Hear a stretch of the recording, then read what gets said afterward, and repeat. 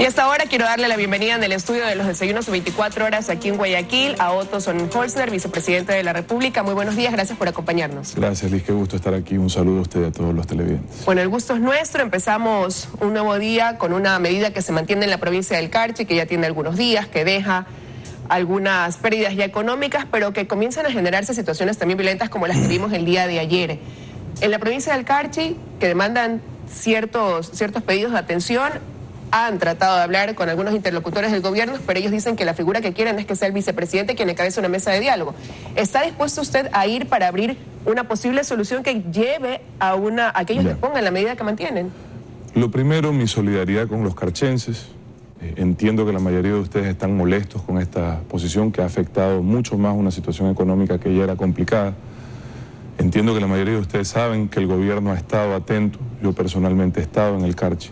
Hemos estado dialogando y tratando de resolver problemas, que el gobierno ha tomado decisiones importantes en beneficio del Carchi, como por ejemplo la eliminación del anticipo del impuesto a la renta, la aprobación de la canasta transfronteriza, la moratoria del suero de leche, que no entiendo cómo ese tipo de cosas todavía aparecen entre los pedidos cuando entiendo que ha sido el tema de las últimas 2 semanas en el país, mucho antes de cualquier manifestación.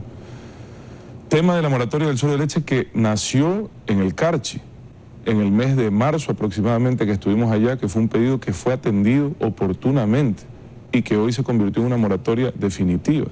Entonces, creo que las autoridades con quienes converso permanentemente, y debo de decirlo así, porque si algo ha cambiado en el país es que entendimos que la política no podía seguir siendo lo mismo. Creo que el Ecuador entero sabe que en lo personal, por pedido del presidente, recorro el Ecuador todos los días. Esta semana he estado con las autoridades de Santa Elena, con las autoridades de Tungurahua, con las autoridades de Cotopaxi.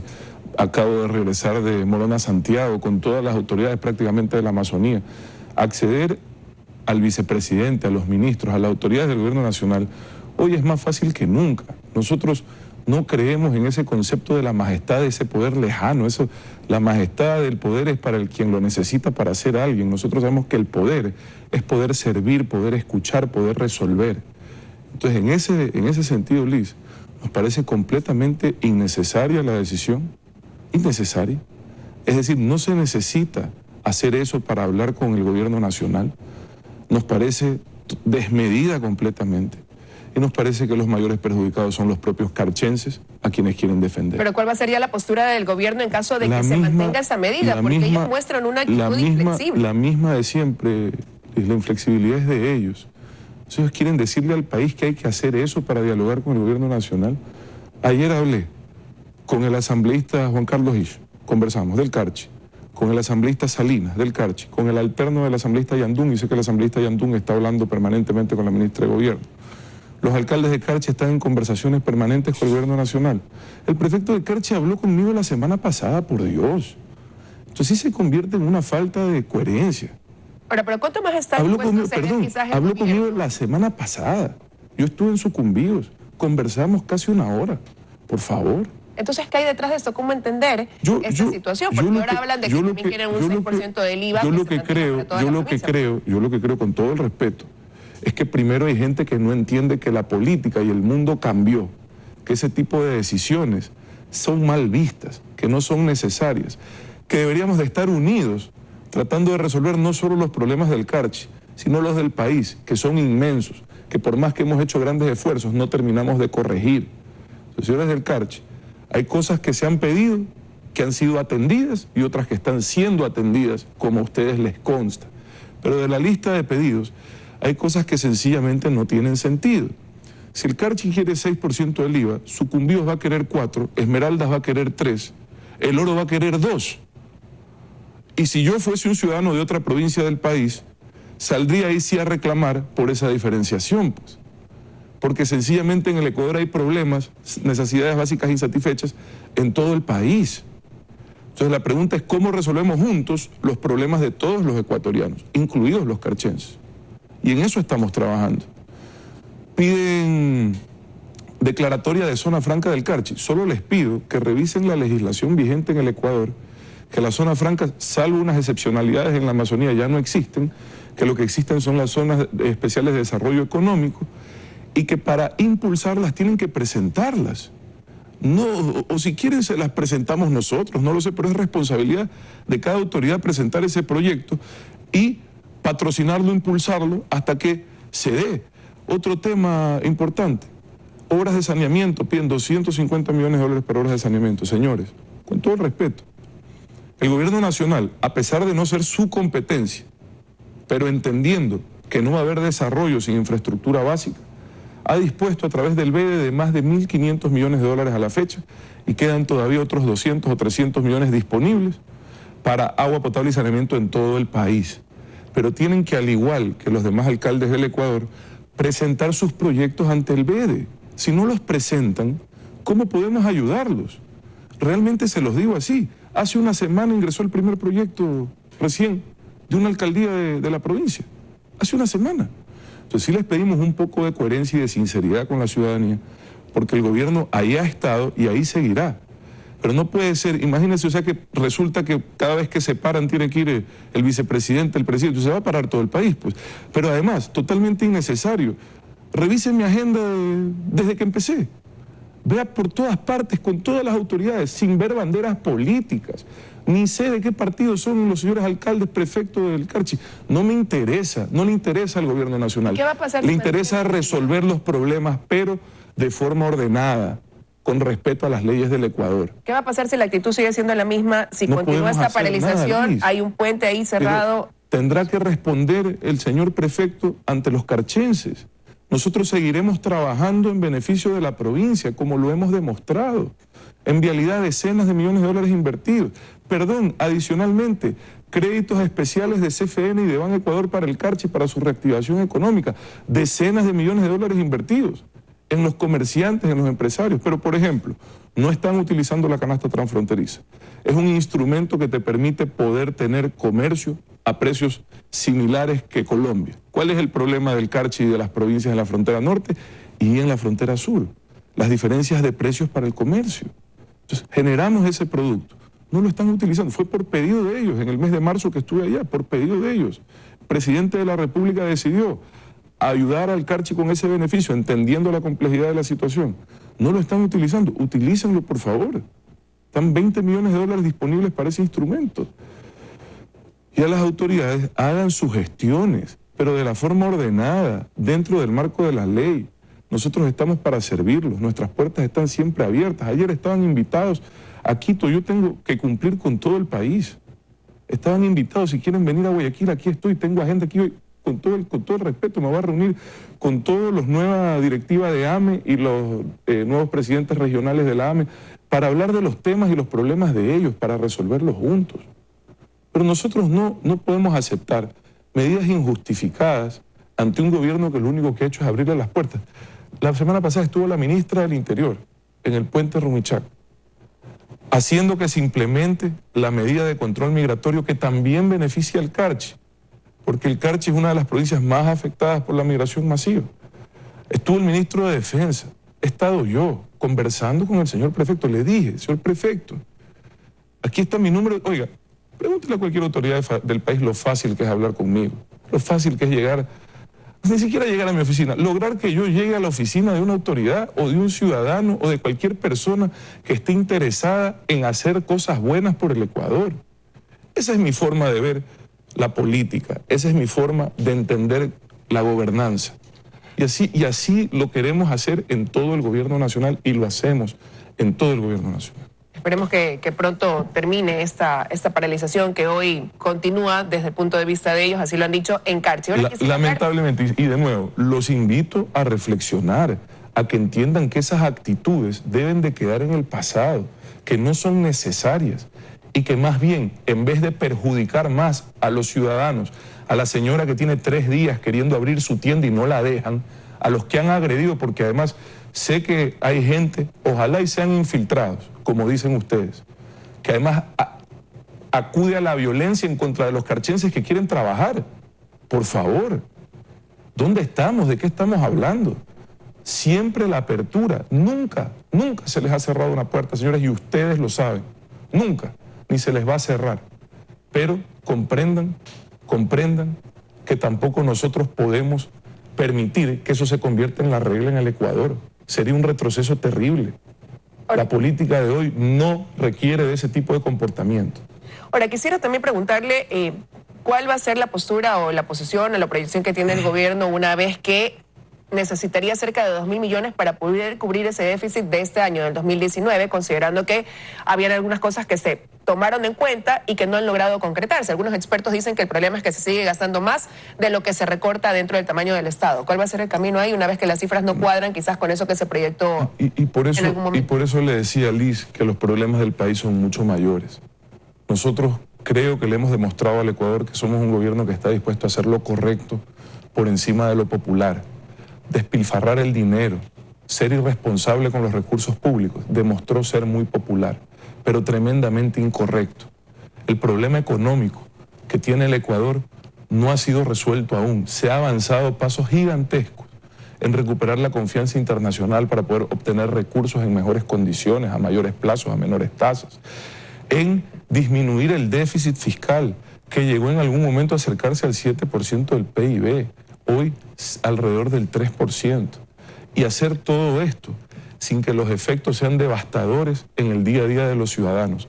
Sabemos que ha habido efectos, por eso hemos incrementado el gasto social para poder contener esos efectos, pero todavía nos estamos quedando cortos. En dolarización no puede sostener déficits fiscales permanentes. Revise usted los primeros 7 años de la dolarización en el Ecuador, con finanzas públicas bastante estables. El crecimiento económico fue bueno. La disminución de la pobreza, la mayor de la historia del país, no gracias a las políticas de nadie, sino a la posibilidad que tuvo el ciudadano de con el dólar poder salir de la pobreza, sin que le devalúen, porque lo que le devaluaban no era la moneda, le devaluaban su futuro, sin que le devalúen su futuro. Nosotros tenemos que ser responsables. No hay dolarización sin equilibrio fiscal. Los límites de endeudamiento no lo permiten. No es responsable. Tenemos que cerrar el déficit. En eso estamos trabajando. Hemos tomado decisiones duras, como desvincular a miles de personas del sector público, sin que colapsen los servicios públicos. Se hizo esa parte. El efecto no es suficiente. Se tomó decisiones en temas de subsidios a finales del año pasado. No alcanza, no alcanza. Si queremos seguir gozando de la dolarización, de la estabilidad macroeconómica, del desarrollo, de la salida de la pobreza, tenemos que hacer más. Por eso vienen las medidas de la próxima semana, Liz. Espero que la ciudadanía sepa comprender. Seguramente mucho de eso será difícil, pero tenemos que asumirlo como un sacrificio mayor. Nosotros en el gobierno seguiremos haciendo nuestra parte. En lo particular, en la parte que me toca administrar a mí, lo he demostrado, respetando los recursos públicos como lo que son, sagrados. Para mí, cada dólar que yo le ahorro al Estado, desde lo que esté en mis manos, cuenta. Y así se lo transmitimos con el presidente todos los días a los ministros. ¿Cuándo se han enviado ya este paquete de reformas? La próxima semana estamos estimando que sea enviado. Sí, los primeros días. Falta que regrese el señor presidente de la República, que dé su visto bueno. Hay una reunión el día domingo con él para, con la aprobación de él, proceder y poderles dar un... Ahora, usted ha anticipado que se vienen cosas duras y ha dicho también hay que hacer lo correcto aunque no sea popular. Hay mucha ansiedad entre los ecuatorianos al hablar de que podría haber incremento de impuestos, incremento del IVA. ¿Esa podría ser una de esas medidas duras? En términos generales, Liz, no le puedo anticipar nada, sino decirle que hay solo 2 formas de reducir el déficit. La una es incrementar ingresos y la otra es reducir gastos. Solo hay 2 formas de reducir. Nosotros estamos aplicando la parte de reducción de gastos, estamos haciendo nuestro mayor esfuerzo. El gobierno recibe mucha crítica por no lograr una reducción en el gasto corriente. Yo le pido que revisen el gasto corriente del gobierno nacional. Tiene que pagarle 1.400 millones de dólares al IES, cumplir con los incentivos jubilares 1.300 millones de dólares que no fueron cumplidos en 10 años. Tiene que pagar, lamentablemente, alrededor de 7.000 millones de dólares en cumplimiento de deudas e intereses, heredadas, mal endeudamiento de mala calidad, 7.000 millones de dólares, 9.000 millones de dólares en sueldos. Ya estamos por 20.000, todavía no nos hemos tomado un vaso de agua. Esa es la realidad del gobierno nacional. Ahora, pero ya ha habido una postura desde el legislativo y una mayoría que dice que si la reforma viene por la vía de incremento de impuestos, ya son alrededor de 70 votos los que se cuentan que no darían paso a la aprobación de ese proyecto de reforma. En lo particular, he conversado con algunos legisladores del país.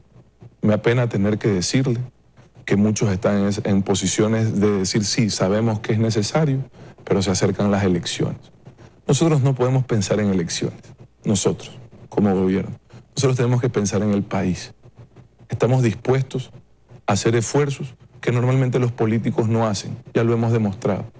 Nosotros sí pensamos en el país, no en las elecciones. El problema de la política y la economía es que los políticos piensan en las elecciones, no en el Ecuador. Nosotros queremos, ojalá, dejar resuelto un problema que tiene ya más de una década de desequilibrio fiscal, que de no ser resuelto hoy, será mucho más difícil resolverlo después. Será mucho más difícil, por no decir imposible. Todavía estamos a tiempo, todavía estamos a tiempo. Insisto, hemos hecho cosas importantes, lo hemos hecho juntos, gracias a la ciudadanía, con ustedes. Falta. Lo vamos a presentar siempre pensando en afectar lo menos posible a los que menos tienen, en fortalecer el frente social y en entregar incentivos para que se pueda reactivar la economía.